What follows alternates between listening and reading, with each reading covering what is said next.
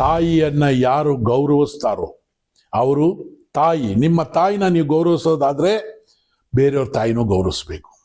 ನಿಮ್ಮ ದೇವ್ರನ್ನ ನೀವು ಗೌರವಿಸೋರು ಪೂಜೆ ಮಾಡೋದು ಆದರೆ ದಯವಿಟ್ಟು ಬೇರೆ ದೇವ್ರಿಗೂ ಗೌರವ ಕೊಡಿ.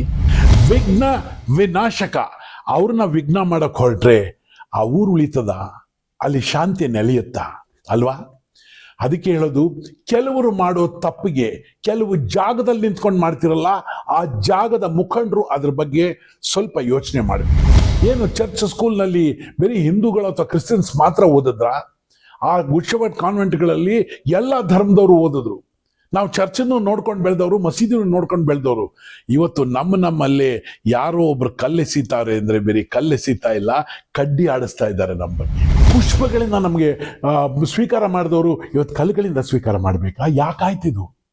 ನಾವು ಅವ್ರನ್ನ ಸರಿಪಡಿಸ್ಬೇಕು. ಯಾರನ್ನೋ ಇಲ್ಲಿಂದ ತೆಗ್ದಕ್ಕಾಗಲ್ಲ. ಕೈ ಕಾಲು ಕೊಳೆ ಆದರೆ ಕೈ ಕಾಲು ಕತ್ತರಿಸಕ್ಕಾಗಲ್ಲ. ಅದನ್ನು ತೊಳ್ಕೊಂಡು ಸರಿಯಾಗಿ ಇಟ್ಕೋಬೇಕು ಅಲ್ವಾ? ಎಲ್ಲ ಧರ್ಮನೂ ಚೆನ್ನಾಗಿದೆ, ಎಲ್ಲ ಧರ್ಮದಲ್ಲೂ ಒಳ್ಳೊಳ್ಳೆ ವಿಷಯ ಇದೆ.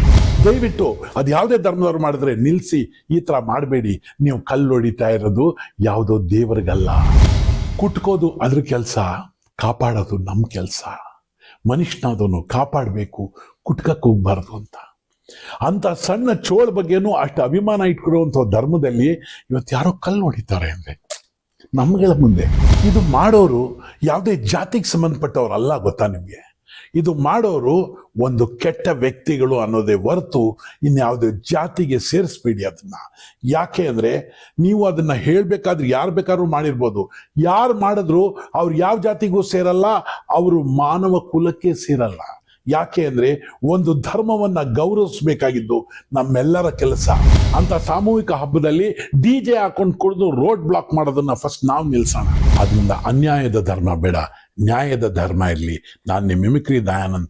ಏನಾದರೂ ಕೋಪ ಇದ್ದರೆ ದಯವಿಟ್ಟು ಬೈಬೇಡಿ, ತಿದ್ದೋಕೆ ಅವಕಾಶ ಕೊಡಿ. ನಾನು ತಿದ್ದೆ ಮಾತಾಡ್ತೀನಿ. ಇಷ್ಟು ದಿವಸ ಹಾಸ್ಯ ಮಾಡ್ತಾ ಇರೋನು ಇವತ್ತು ಸ್ವಲ್ಪ ಬೇಜಾರಾಗಿದ್ದಕ್ಕೆ ಈ ವಿಡಿಯೋ ಮಾಡಿದ್ದೀನಿ.